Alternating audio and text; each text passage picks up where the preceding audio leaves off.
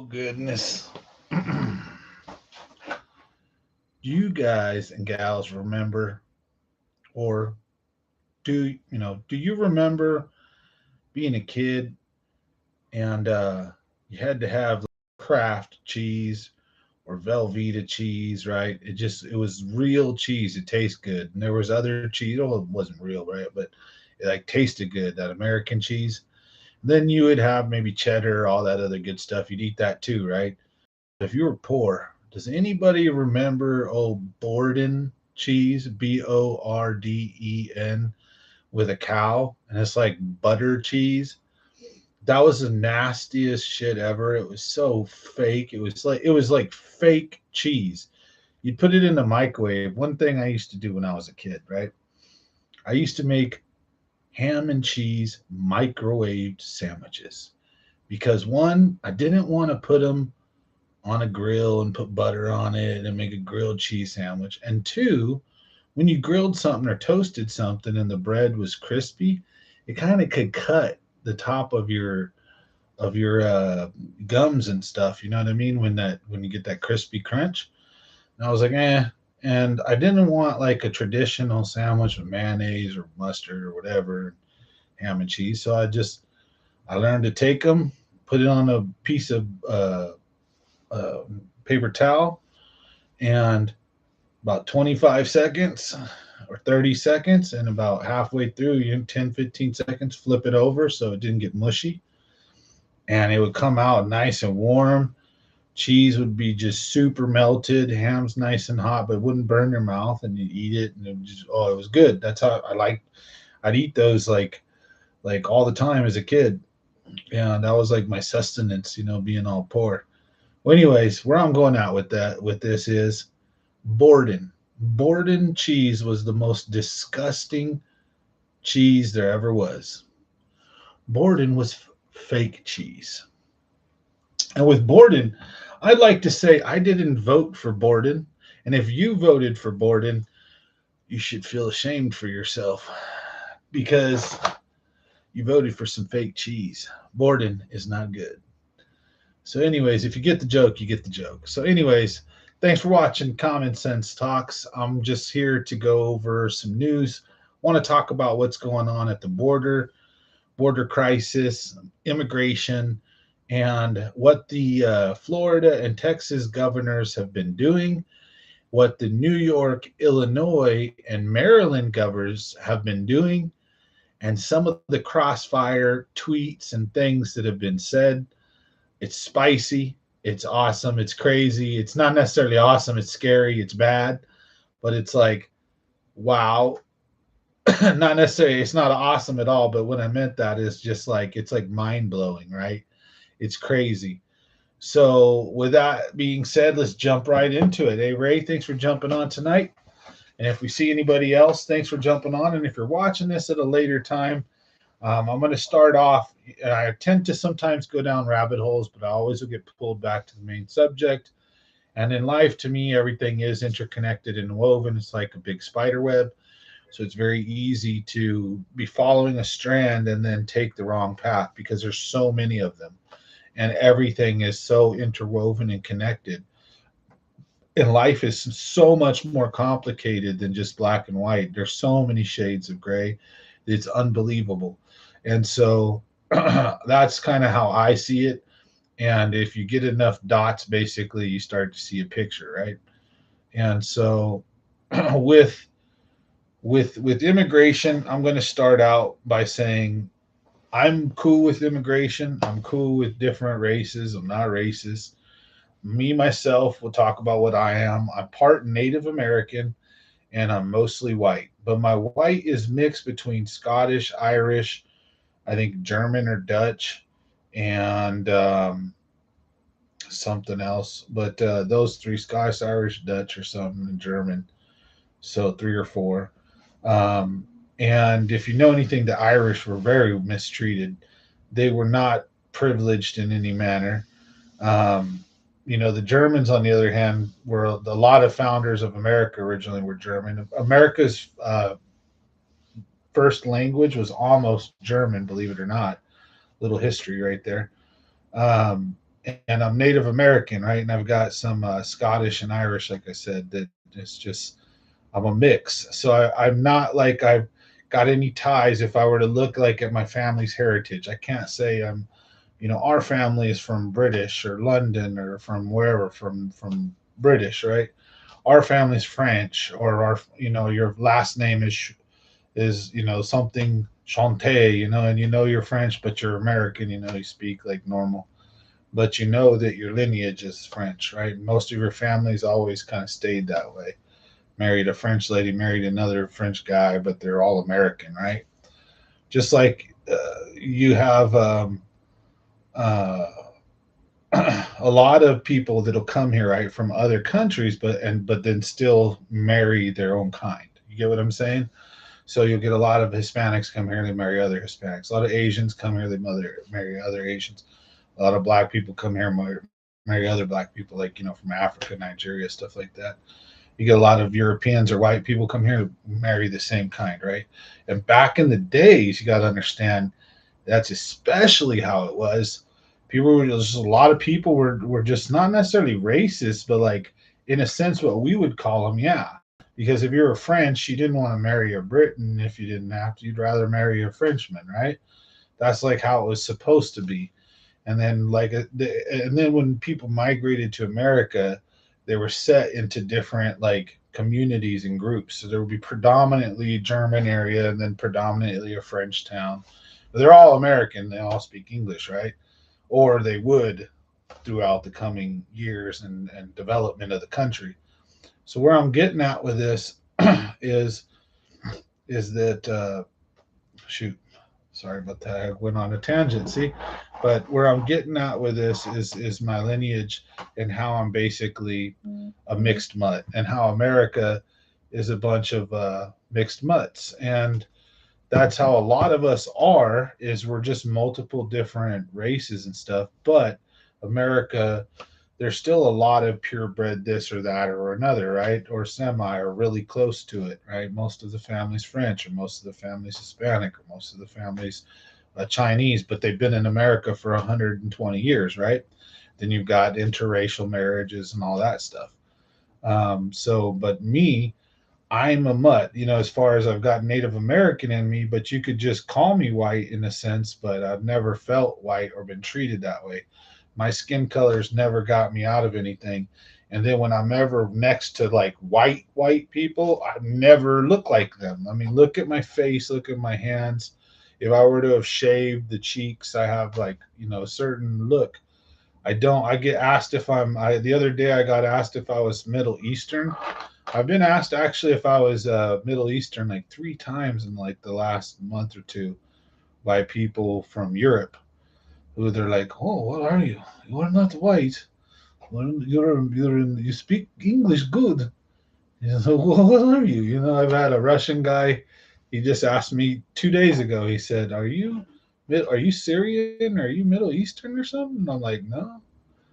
So, anyways, I've I've never really been one to kind of gravitate towards, like, let's say, just a race or another. Also, being the fact that my best and most fondest memories were growing up on Sacramento Drive in Merced, when it was part of the Castle Air Force community, when the Air Force Base was still open. The neighborhoods were all safe, quiet, beautiful places. Even in the poorest of them, they weren't really poor. They were just normal working everyday families, like you might imagine from the 70s, 60s, or 50s type stuff. Like just average everyday mom and pa workers working in just regular. Mom might even be a stay-at-home mom, dad working in a factory field, a restaurant, or whatever, doing something, a construction worker or whatever, right? Mom might work in an office a few hours, right? The kids playing outside till the street lights came on, and just having so much fun, so much freedom, riding dirt bikes on the jumps and the paths. And we had, we had 100 friends. Sometimes we'd be rolling in a big old mob to play baseball, football, basketball. Sometimes there'd only be 2 or 3 of us. We'd go swimming in the creek, a little muddy creek. Wasn't that dirty back then. We do all kinds of fun stuff. And we also had video games. So we played Nintendo, we played Super Nintendo, we played PlayStation 1, you know. But we also got out there and just had a ton of fun. And so, with that being said, I'm trying to start this conversation by explaining that I grew up in a neighborhood that was military. So, like when the base was there was also a huge influx of Hmong and Asian from after the Vietnam War got put into our areas, right? So, we've always had a lot of white people in America, right? And in these areas too. And we had a heavy Hispanic presence too, right? Then you'd have a lot of Asians that just came in the late 70s, early 80s, right? They came mostly in the early 80s, very late 70s, 78, I think 76, something like that, to the 80s, right? So they didn't get hunted in genocide because when we pulled out of Vietnam, it left them vulnerable. All the people that helped us in the communities that fought against the North and the Viet Cong. So when we pulled out, we made a promise: if you fight for us and we lose, we'll bring you here. So we brought a lot of them here, a lot of good people too that I know. So they have a community, right, too. So the neighborhoods, though, you got black, you got white, you got Mexican, you got Hmong, and you even had like the occasional Indian, right? And you had, but there may have been predominantly a bunch more white kids, and then a bunch more Mexican kids, and then a decent number of black kids, and then a few, of the Asian homies that would all hang out, and then a random Native American or weird one like just like weird like Russian or something, or just different race, right? That you're just not accustomed to, like an Indian, a Hindu, Punjabi. Back in the 80s, there wasn't a lot of that here, right? So, but we grew up in a community though that every home almost, or every other home, or at least two or three homes on every block were people that were Air Force active duty, or the wives, husbands of people who were Air Force active duty. And it was a very safe, awesome community. And I was raised, I didn't see color, I didn't see that. So I want to preface what I'm about to talk about to understand that I'm trying to make it perfectly clear that I've grown up. Now, you can develop to become racist over the things that happen to you throughout course, but nobody's born racist, right? And throughout most of my childhood, I mean, all the way up until my adult years, I had just great experiences with everybody, right? And then you start having problems, but then if you're smart, you realize you've had problems with everybody. There's bad people in every race. I'm not racist at all. There's good people in every race, and there's bad ones in every race. Just learn to watch people for who they are and judge them for who they are, not the color of their skin. I mean, the definition of anti not being racist, right? Take people for what they are and who they are. They could be white. I don't care. White, blue hair, or blonde hair, blue eyes. I don't care what you look like. It doesn't mean I'm just going to trust you. I'm nice to everybody, but if there's reason to distrust, or and trust is earned too, right? So, or versus a Mexican or black or whatever race, I mean, all that doesn't really matter to me, for one. Okay, so I want a long-winded rant about that. Two, my children are Hispanic, half Hispanic. My children are maybe or somewhere between a third and a half. My ex-wife is Latino, Mexican, Hispanic, whatever you want to call her, because she's a mix. She has got some, like maybe a fourth or a third at most, but not even that, I think, like maybe a sixth, like white in her. But because this is her dad is like full blown like Hispanic or Mexican or Native American or some kind of dark, or South American or something. But he's tall and he's super. He's 100%. He's not. I don't remember which, but he's from a Latino country, Mexico or South America, one of them. I forget which one, but he's a cool dude, and that's her dad. And then her mom is a also like a Mexican, but also like where she would maybe like half Mexican and then like a quarter white and then a quarter like Spaniard or something else, right? Type of thing, and or Italian or something. But so they had, my ex-wife, so she's at least like, I would say 2/3 or more Hispanic. So I don't know what that'd make my kids, right? So because I this can be a touchy subject, so I want to breach on it the fact that I try to approach it in a very neutral, honest way. Right, so I'm going to talk about immigration, and it predominantly, yeah, of course, it's Hispanic or South American, so it's either Venezuelan, El Salvador, Guatemala, Mexico, Honduras, place like that. You got Haiti. You've also got some African countries that'll migrate across and then up. And you've got people from all over the world will go to Mexico specifically so they can come up to our border. You've got a lot of bad people coming in. You got a lot of good people coming in. The only problem I want to just get right off the bat is any country, in order to be a valid country, has to have legit borders, has to be able to say no or yes, you can or can't come in. And it doesn't matter if you're poor or your life sucks wherever you're at. That's not a valid reason to come here. That's not an asylum seeker. The end of the world is not happening in these other countries. Yes, life can suck over there, but that's not a technical definition for asylum seeker. And even then, there's only so many that a system can take before it's overloaded. And so, with that being said, we've had like, I think, I don't remember if it's 1 million or 11 million. It's like in almost 1 year or something. It was a million and something in a year. And then over the course of so many years, I think it's been over 11 million illegal immigrants coming across the border. The economy cannot handle that. There's not enough jobs. Even if you were, and I'm going to talk about some things that the Democrats have said. Not every immigrant, whether they be Hispanic, Haitian, the El Salvadorian, not every immigrant, even if they don't have the greatest English skills, is going to come over here and go work in a field or go work in a restaurant or go work in like cleaning your toilets and cleaning and stuff like that. And the reason I'm saying this, I want to be very careful. It's not because I'm saying this. I want to talk about the double standard the Democrats have and how racist they actually are and how they show their true cards. See, Republicans and independents, I'm an independent. I'm not a Republican. I'm not on the far right. I don't like Bush. I don't like McCain, well, who is no longer with us, but I don't like either of them.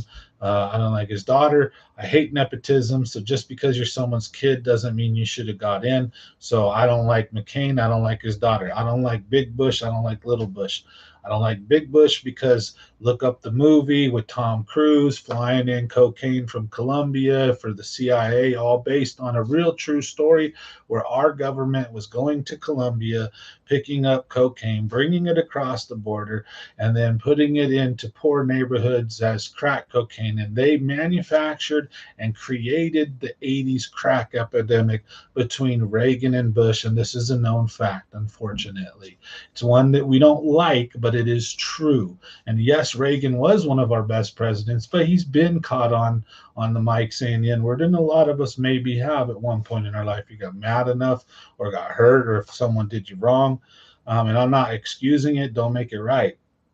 But the point is that there's just so much. The system can only take so much immigration, all right, and it doesn't matter what race, what country, because lots of different races and religions and creeds and types and whatever are coming across the border every day.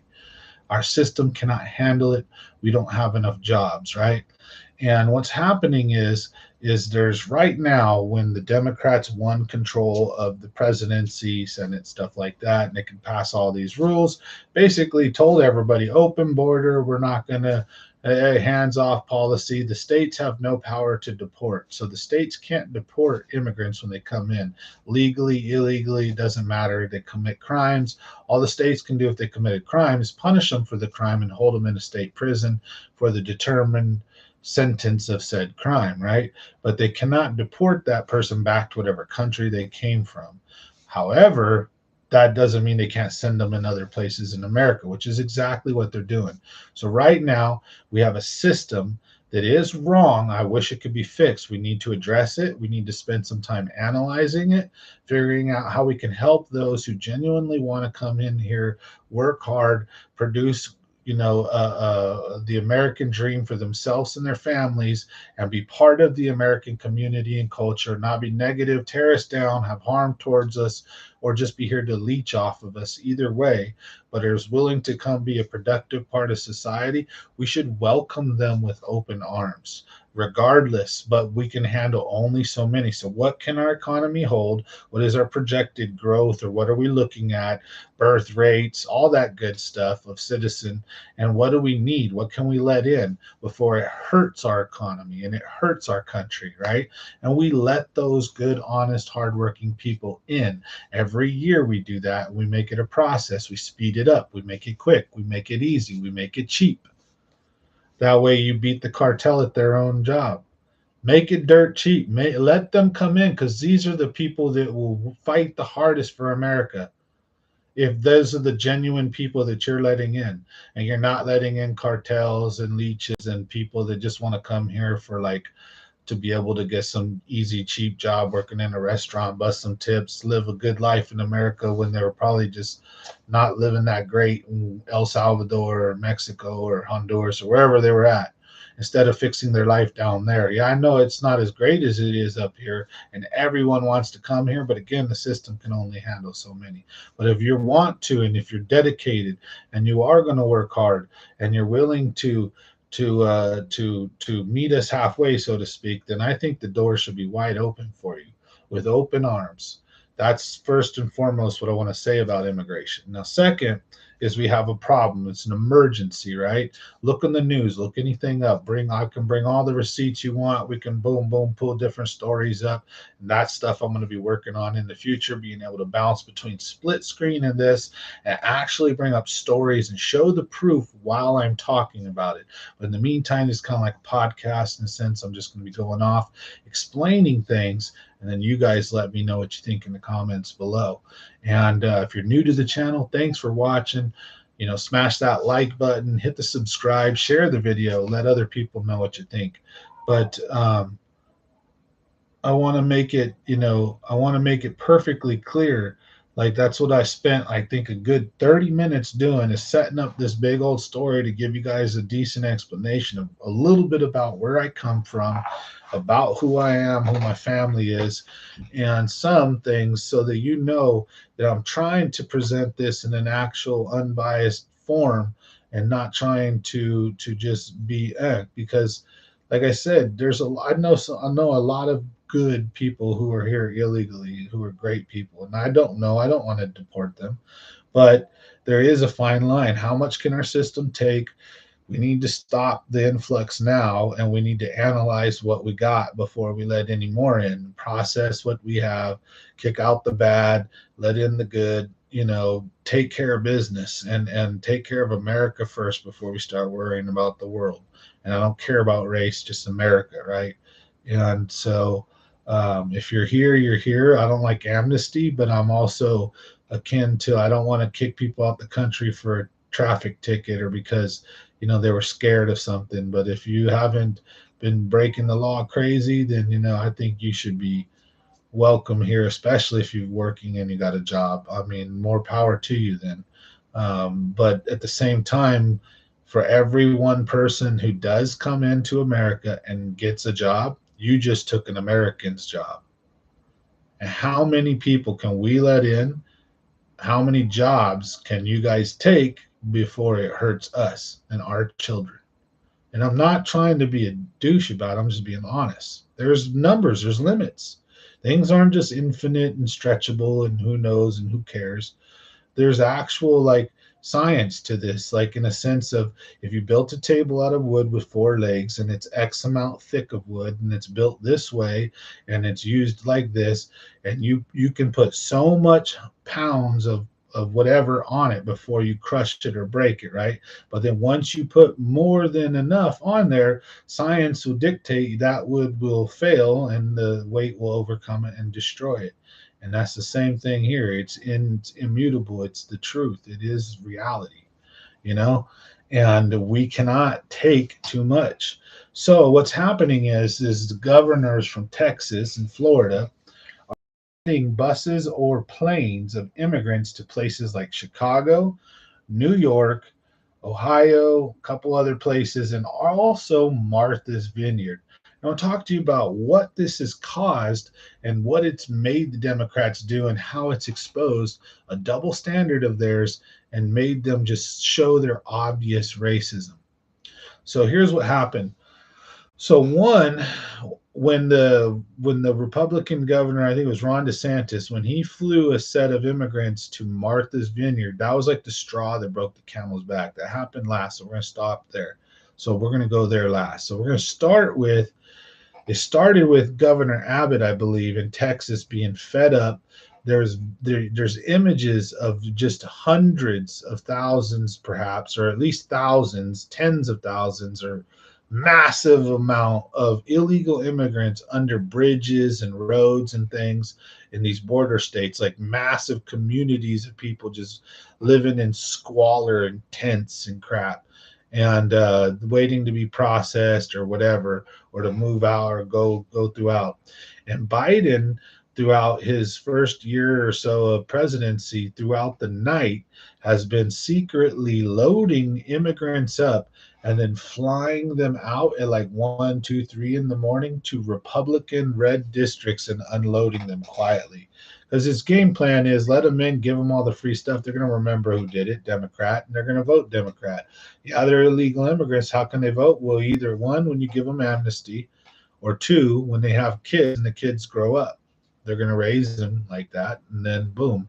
Now you have a future 18 years from now. If you have 10 million illegal immigrants come in and they all 10 million have one kid each, then you'd have, because there's a mom and a dad, you'd only have 5 million.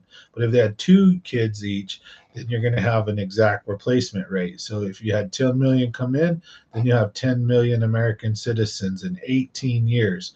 And the majority of those 10 million will have been raised by parents who were coddled by the Democrats, like not pushing for them to learn English or giving them food stamps or welfare or like all these different programs, putting them in subsidized cheap housing in cheap districts, letting them band together 10, 15 into a home where normally you'd have like the health department called on you if you were trying to live with like your family like that. But otherwise, letting the migrant community get away. And I'm not saying it's wrong.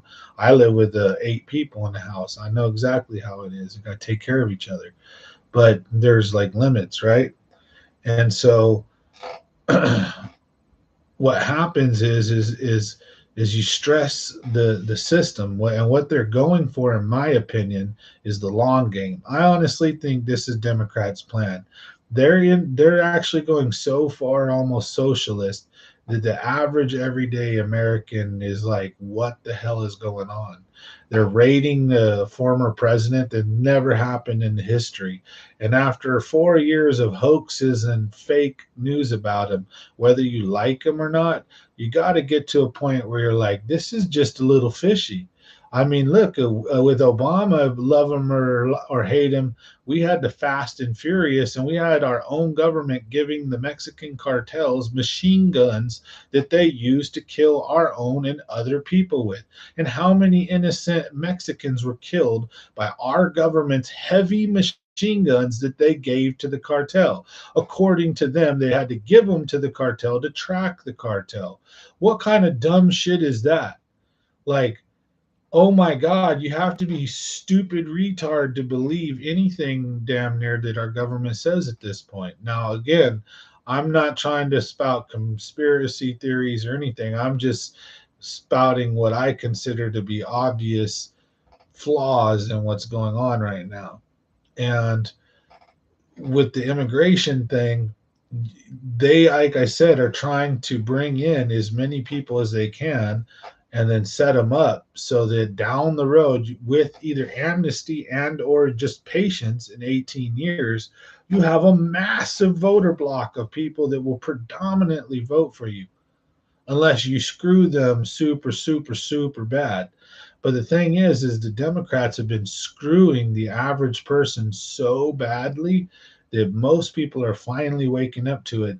When they have a Inflation Reduction Act that everyone knows it's not going to do anything to reduce inflation. You're printing money out of thin air in a time when we're financially stressed and we're 31 trillion in debt, and you want to print a bunch of money for stupid things that really aren't 100% needed, and you celebrate on the front lawn of the White House with like 1,000 plus people celebrating your Inflation Reduction Act, while at the same time the report comes out that inflation's at like an all-time high, like 8.3. How stupid like can they be? Really, honestly, someone tell me. It's just like insane. So with the immigration thing, like I said, they've been busing and flying the immigrants out to various different Democrat states because they're saying, look at Republican areas are inundated along the border with all this illegal immigrants. And we love immigrants too, right? But there's just too many. We can't take care of them. Even the Mexican residents who are there that are American are like, wow, this is out of control. The border's insane. It's open. You can just walk right through, right? And just almost anyone who's along the southern border knows what's up. You're either for it or you're against it. But the point is everyone knows. So they come. And then you just have more and more. And as things in the world get worse, because we're intentionally screwing things up, it seems like more and more people are going to come. It's going to drain the system more and more. And again, like I said, it seems almost planned. Uh, it's nuts. So, anyways, the Republican areas are strained. They're hurt. They're dealing with this big problem, and so what do?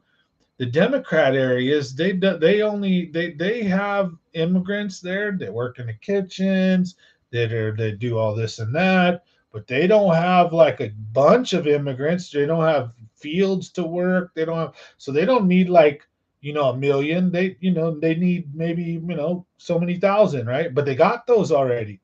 Maybe they need a few here and there, but they don't need a bunch, right? So you send these big cities, Chicago, with predominantly black neighborhoods here or there, whatever's going on, the ghetto here or there, drug areas, even if they're white, they're all like, big heroin downtown, bad this and that. It just, and I don't know what I'm talking about because I'm not from that area, but I could speak to California. But they're sending them to these really Democrat strongholds that don't have massive amounts of illegal immigrants. California already has massive amounts of illegal immigrants, and we're a border state too. So we have a bunch coming every year here too. So it's just like whatever. But every other state though, like Texas and Arizona and all the Florida, they're all getting just inundated. So what they're doing is they're giving Democrats a taste of their own medicine. Long story short, they're sending and flying these immigrants to New York, to Illinois, to Chicago, and then ultimately to Martha's Vineyard. Now, long story short, here's where it gets sweet. Here's where it gets good. The Democrats and like the news media, MSNBC, when they sent the immigrants to Martha's Vineyard, they said this is cruel. There was a tweet that the news organization put out, and they later deleted it once they got called out on it. But they said these Republicans sending all these immigrants out to all these Democrat cities to supposedly pay the Democrats back for the supposed open border is like as if I would gather up all my trash and then leave my house and then start dropping trash off at random different people's house. He goes, how rude are they?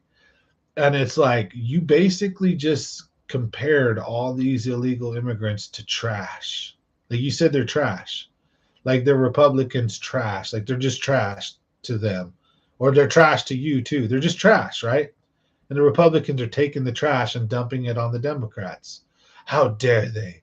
How dare they, the Republicans, take their trash and dump their trash on our Democrats' areas, especially Martha's Vineyard, right? Think about that. That's literally what the Democrats said, or what MSNBC, what one of the guys tweeted out, and they had to delete it. And then you have, when the Republicans start sending the planes, Democrats say, "Oh, we're for immigration. Oh, we're going to take care of them. Don't worry. Oh, kumbaya. We love immigrants. We're going to do." The Republicans are racist bad guys. And what was it, like a couple of days of it or something, or a couple of flights? Once they ended up getting like 10,000 illegal immigrants or 11,000, all of a sudden they're crying. Our systems are overloaded. Our hotels are filled with them. We can't handle the strain. And it's like, you stupid ass idiot. You are crying like a little biznatch over 11,000 immigrants when Texas has like a million, when like Arizona has like a million. Like, are you freaking retarded? You're getting a taste, just a taste of what the border states have to deal with. They're begging you close the damn border, build a wall or something, and regulate the flow. Not don't let nobody in. Not no, we're racist, blah blah blah. No, no. Just have some damn common sense, right? You gotta regulate the flow. That's all. And you gotta do it right. We gotta have some change. There's people, no one side is right. Some of the other side, let's say here, has valid points about how long it takes to become a citizen, about how difficult it is, about how expensive it is. Shouldn't be that hard if you really want it that bad. Then that means that once you get out there in the world, you're probably gonna go try hard that bad for America, right? And you're gonna most likely go tackle that American dream. It might not be easy. No one said it was. But if you come in, where's my welfare and where's my food stamps? And oh, I need Section 8 and I want Taco Bell. Oh, I came to America for Taco Bell. I love it. Or we don't have buffalo wings in Mexico. I want buffalo wings.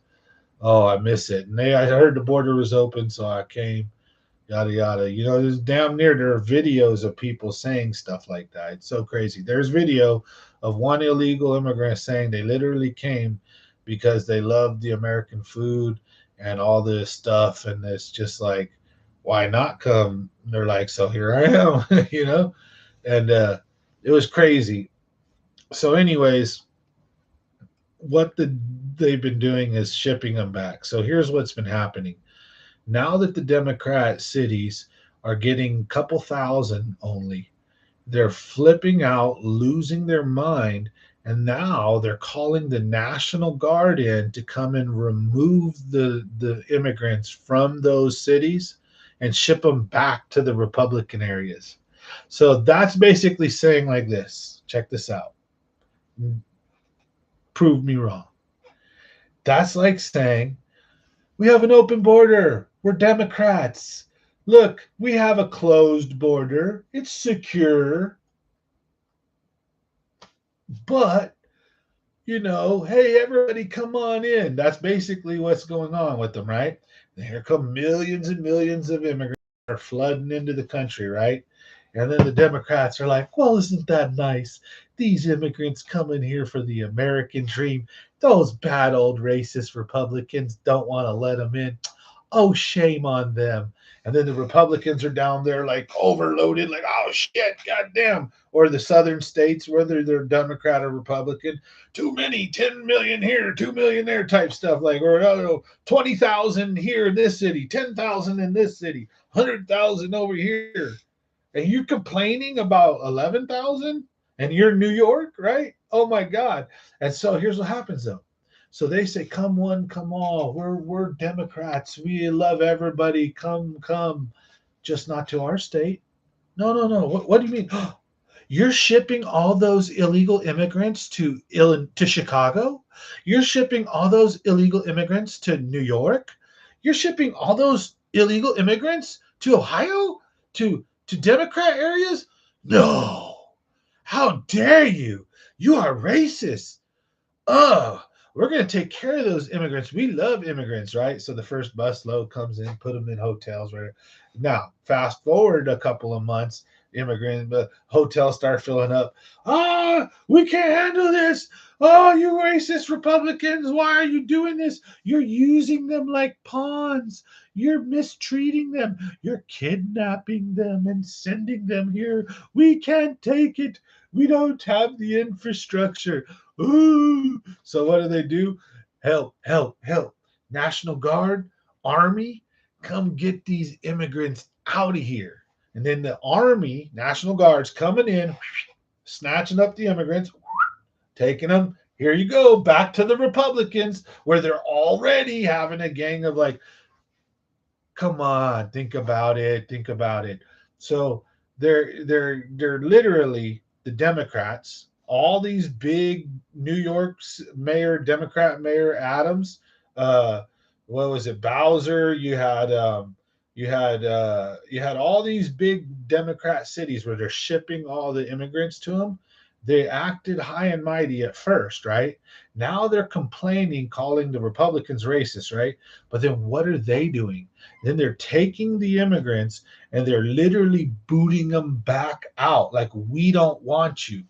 How racist is that? You're the ones that told them to come. So they left everything in some country and walked a freaking 1,000 miles to bust their ass off to get here.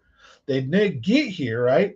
And they find it. I mean, they come to this squalor, right? It's all, they have to be processed. It's a nightmare. It's the system's overloaded. Oh, wait. And then they start getting busted, flown out to cities, right? Oh, hey, cool, whatever. Oh, and they land in some beautiful area like Martha's Vineyard or New York. Oh, the Big Apple. And then you find out they don't want you. They're like, they pick you up and they're like, sorry, back to Texas, and then send you back to Texas. How racist is that? How effed up is that? It shows the double standard, the hypocrisy that the Democrats have and that these big Democrat cities have, where they pass open border policies. They talk about we're pro immigration. They don't even like calling them illegal immigrants or aliens, even no more. You can't even call them an alien. Now you can't even call them an illegal immigrant. Now you just got to call them a migrant or something, right? That's like they've toned it down and toned it down and toned. They're like pro immigration, but illegal immigration. They want everybody to come here, like I said, because I believe it's a long play, power play to basically massively increase their voter block. Just because, like I said, there's only what, like 300 and something million Americans or some, or like there's not even a billion of us, right? And then voting, there's only like what, 100 and something 50 million adults. So when think about the numbers on that scale, when you've got what you've got going on right now, it's so crazy. Dang dude with the voices and characters and all, right? You know it. Hey, Hill, if I know, glad to see you on tonight. I get into it, man. I get passionate about it. I care. I want to open minds. I want to share what I got. I want to be challenged too. If I'm wrong, I want to know. I want evidence. I'm open to debate and I'm open to talk and I'm open to learning. I'm not stubborn. I don't think I know it all. So leave a comment if you think I'm wrong. I'm glad to talk about it with you, and I got thick skin. Come on, come all trolls, whatever.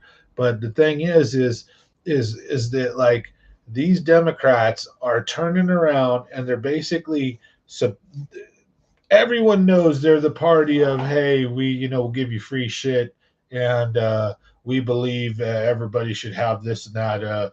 The fairy tale shit that just don't exist, right? And they big promises, no reality. Of course, the Republicans can be just as bad. Don't get me started there. But that's why, like I said, I'm an independent. I think with my head, I'll go whichever way I want. I have like I voted Obama the first time, biggest mistake ever. Clinton wasn't a bad president, but he was a bad man. But he also did some deep state, nasty, crazy shit. With I think he was involved with Bin Laden, and so, he's got his skeletons for sure, especially afterwards with the body count that follows that family, their organizations. It's crazy. But Kennedy was also a Democrat, was a great president. So, and like I said, Reagan is like one of the Republicans' just most favorite presidents, but I know dirt on him that's actually true. There's a lot of our presidents have done some dumb, bad things. And I honestly think, in my opinion, whether this pisses you off or not, that Donald Trump was one of the first presidents we had that was outside of that political system and genuinely gave a F about us, the American people. He wasn't the greatest. He made a lot of mistakes. He surrounded himself with some dumbass, bad people that took advantage of him. He fell for some traps. He did some really good things for this country, though, and didn't get us into any other wars. Got us out of, started peace deals, brokered all kinds of stuff, went to the demilitarized zone in North Korea. I mean, the man got no credit for all the amazing things he does. You want to know the one thing that guy did that not a single person will give him credit for, and nobody it did? When did the internet exist? Technically, it honestly existed, I think, in like the 70s or 80s, but it's been around since the 90s, right? And it's been heavily used since like the mid 90s, say 95, all the way till present, right?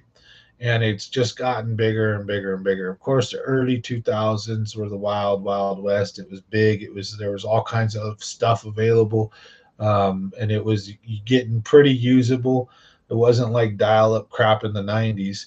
But anyways, with the internet, you're able to just research and know so much more than we ever had the possibility of. So it's harder for them to hide stuff.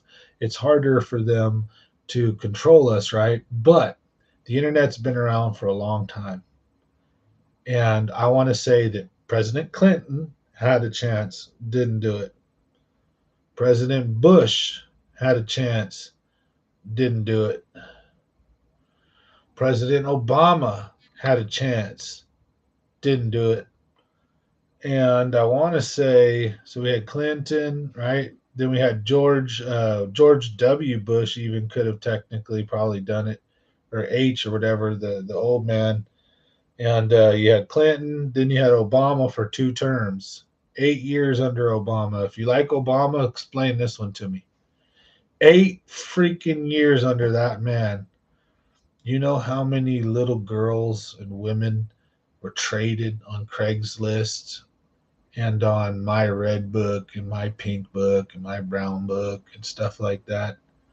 You know how many little girls, 15, 16, how many immigrants were trafficked on online sex sites before that man came in? One of the first things he did was create that law that completely destroyed online sex sites, and some of them still exist and there's workarounds, but they're extremely they get caught so easy. One person tells, that's all it takes, and then they go down, boom, and there's big consequences, like there should be. First freaking president saved thousands, hundreds of thousands of drug addicted young women, immigrants, from the sex trade of the online sex trade. Don't get no credit for it. Go to Craigslist. Notice there's no W for M, M for M, T for M, whatever MM. There's none of that shit no more. Go to any like escort site. They don't exist anymore. They used to before Trump. You could go online and order yourself a 18 or 19-year-old girl to your doorstep. And trust me, it probably wasn't like she wasn't doing that of her own free will type stuff. That's how bad it was for freaking 8 years under Obama. First thing Trump did when he got in was shut that shit down. Crickets. So I just want to say that with that being said, there's a there's a lot going down currently right now to talk about. There's so much news, and I want to get this channel to where I have so much better resources, better visuals, just like Common Sense Fishing. One of the better, I want to have a nice lighting, better audio, quicker speeds, quicker internet connection, not Wi-Fi where I get shitty connection sometimes.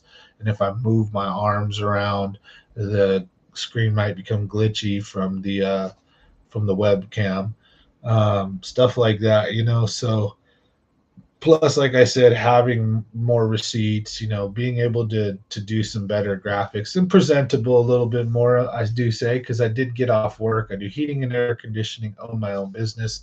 So it's a tough one. So I didn't have time to freshen up and pretty up. But whatever. I'm not really worried about all that. But I do want to grow the channel and end up doing better and being able to cover topics maybe in a more coherent manner as well, because sometimes I jump around. So if I rehearse and also write a script or basic something to stick by, I think it'll be a little better for you guys and gals. But we're working on it, jumping on these live streams after Common Sense Fishing, talking about stuff that's important to me that I don't necessarily want to talk about there and piss a bunch of people off. Now you can come over here, dip your toes in it, see if it's for you. If it's not, I suggest you hightail it out of here quick, because I might then lose you as a fishing subscriber. I don't want to do that now. That's my fishing channel. This is my Common Sense Talks channel. Now the internet's the internet, and you can't please everybody. Some people just can get butthurt. It is what it is, and I just tell it how I see it. That's how I'm going to keep this channel. So I'm just going to try to keep it real, bring you guys the top hot topics that I think are important and discuss them, and go over them and talk about them and give you guys my opinion on them.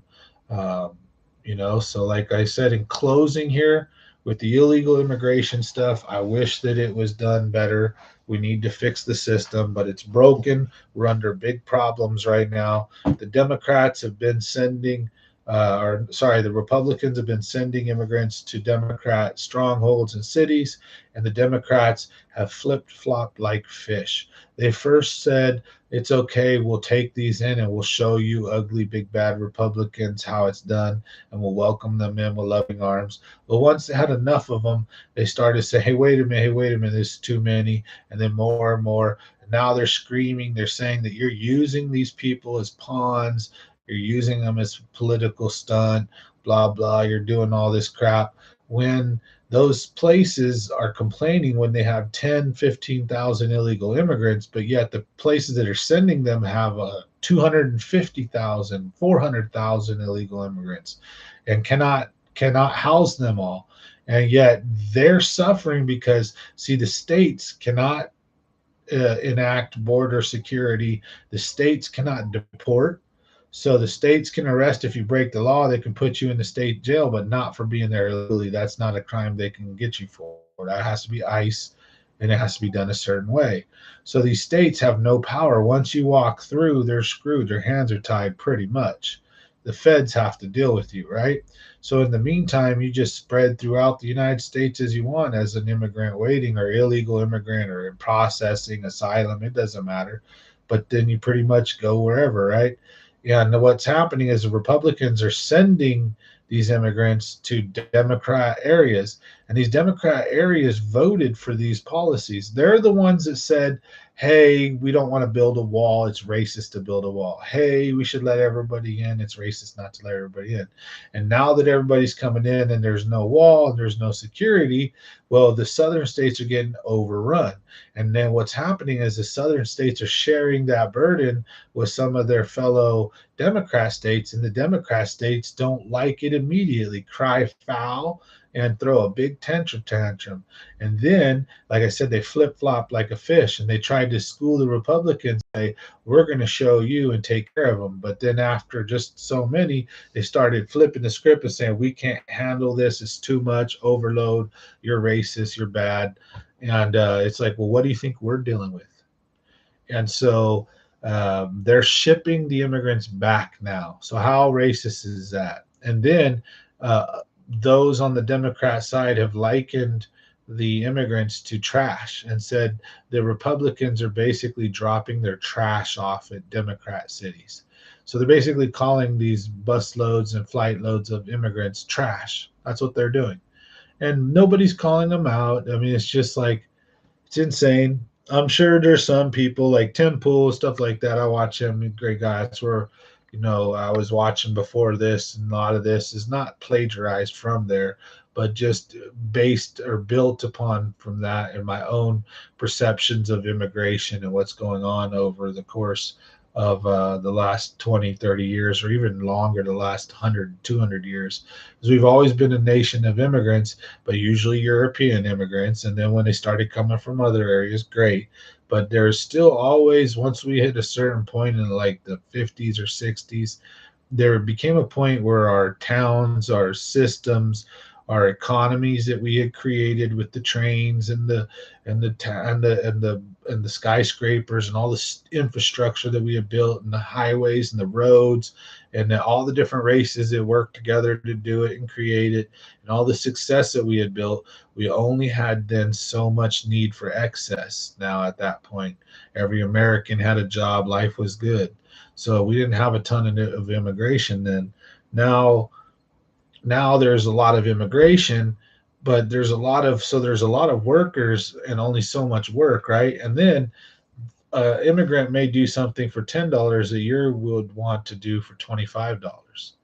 And they may be just as good or almost as good of you at it. So what could you blame the employer for wanting to save 15 bucks? And then they can pay the immigrant 12 bucks under the table. And if they paid you 25, your loaded rate after 25, meaning after paying workman's comp, unemployment insurance, and all the other fees associated with being a business owner. I should know I'm a business owner. What'll happen is you're actually going to end up coming out of pocket around 75 bucks or so an hour for that employee if you pay him say 30 or 25 an hour. So you get what's called your loaded labor rate. It's almost double or a little over double whatever the hourly is. So if your employee is paid 25 an hour, the actual employer is paying about 50 an hour. If you didn't know that, now you know. Trust me, because that employer pays you 25 an hour. And then at the end of the day, they take certain taxes out of your check, right, from that 25. But what you don't know is the employer pays you $25 an hour, and then for every hour might put $3 or $5 he has to pay the government. For every hour he pays you, he has to pay a payment aside in an unemployment fund. And then he also has to pay something towards like I don't know if there's like social security or other things, but there's unemployment and then a certain other factor. I forget which ones they are, so they slip in my mind. But there's a couple of ones they got to pay for. At the end of the day, it ends up, like I said, end up almost being or can be more than double what your hourly is. And so the employer, if you're 25, they're paying 50 an hour. And so why would they want to pay 50 an hour when they can pay an illegal immigrant 12 an hour? And that's how the systems ran greased for like from the 80s or late 80s. You know, they got into field work because back in the days, it used to be white people working in the fields or just wherever people just skin color. There were Mexicans, there were black, there were Asians, but there were a lot more white people working in the field. I guess would probably been a better way to say it. There were white kids working in the field. It was normal. That's what you did. Farmers farmed, and there were a lot of white farmers. I guess that's the best way to say it. So working in the field wasn't like this exclusively immigrant thing. That's only happened in like the last 30 or 40 years, where we consider it we're above or too good to go pick food. But that's what a lot of us did. You know, the older generation might have done that for a few years to earn some money to get by to do this or that, right? Because we did whatever you had to do, especially if you're even older than me and your old generation. Everybody worked on the farm. So you worked on the farm, you harvested on the farm, right? And if you had a big mega farm, you hired those from town. Back in the days, there wasn't a lot of illegal immigrants, right? So you hired the youngsters from town and the people that were unemployed, right? And obviously wasn't great pay, but uh, believe it or not, we used to do it. Like everybody, like used to work in the fields back in the days. Now, yes, it is. It's predominantly a migrant thing. That's messed up. Doesn't need to be that way. Shouldn't be that way. Shoot, it should almost be trial by fire. Almost every one of our kids should have to do 6 months in a field working somewhere to understand what producing food is like, for the simple fact not to know what an immigrant goes through, not to know what it's like. I don't give a shit about that because we all have different lives, and we don't all need to. We should try to see life through each other's eyes and understand each other's eyes, but we don't all need to like kumbaya. I don't need to understand how an immigrant feels in their life, understand how a Mexican feels, or a black person feels, or an Asian feels, or a Dutch feels, or a German feels, or a Russian feels, or a Chinese, or a Japanese, or a Korean, or a Hmong. We're all humans. I care about how we feel, period, not how a race or particular skin color feels, if that makes sense, right? So I just keep it 100. And anyways, it's just, yeah, I'm ranting and raving now. See, like, but I want to close this out with just saying that we can't continue along this path. Financially, there's not enough jobs. There's not enough in the economy. There's not enough homes built. The government is overstretched with our debt. We're 31 trillion in debt and just skyrocketing, printing money left and right, which is going to end up causing inflation, which it already is, which could lead to, if things crash or get worse, hyperinflation, like Germany World War II, where money becomes so abundant in a sense because they print so much of it. Doesn't mean you're going to have a lot of it, but just everyone will have gotten so much printed free money that the economy ends up basically collapsing. And then when it does, money's not worth much. So when you got a loaf of bread or a thing of water and someone's like, I've got money for it, $5, you're like, what the hell is $5? $100? I don't care about money. The banks are closed. No, power's out or whatever. Nobody making money if the end of the world happens, type thing. Nobody give a shit about money. It'll be whether you got food and water, guns and ammo, stuff like that. So, when it comes to just the whole big picture, our country just cannot withstand the levels of immigration that we have. The economy can't, the housing can't, just everything is ultra strained. The debt that we're in, just everything is all tied together. And like I said, I want everybody in the next man to have the chance at the American dream, but it's got to be done right and in a logical order. We're straining the system and we're blowing it up. And I think it might be on purpose if you look at what they're doing. It's crazy. So, with that being said, I'm done for the night. Thanks for watching Common Sense Talks. Join me on Monday night as I cover whatever hot topics will pop up between now and then. And I'll make sure to scour the internet and the news for the best, just most insane stories that can either A, get me fired up and rambling and talking about it for a long time, and facts that I'll know and remember, or B, that will just be important and strike a nerve and resonate with you guys, because we want the channel to grow. We want people to watch. We want them to listen all the way through. So if there's any critique, please lay it on me, and I won't take it in a bad way. I know I talk a lot, so I don't, that's what this is about. I don't have a guest, so I'm not talking over somebody. I know I kind of maybe talk fast sometimes, and I also do also repeat myself, because sometimes I feel that a point is so important that it needs to be made. I'm almost like, I don't know if you heard me the first time. It needs to be said again. Or like when I tie things back together, I'll repeat what I started with, because I'm looping back around to it. So I'll repeat what I said to start that loop, right? So, anyways, I know some things I need to work on, but I appreciate everybody joining. So, we're going to get better at this. And like I said, constructive criticism, even throw whatever you want at me. I appreciate the comments in the comment section below. Smash that like button. And like I said, we'll be on every Monday, Wednesday, and Friday after Common Sense Fishing. So, you guys have a good night.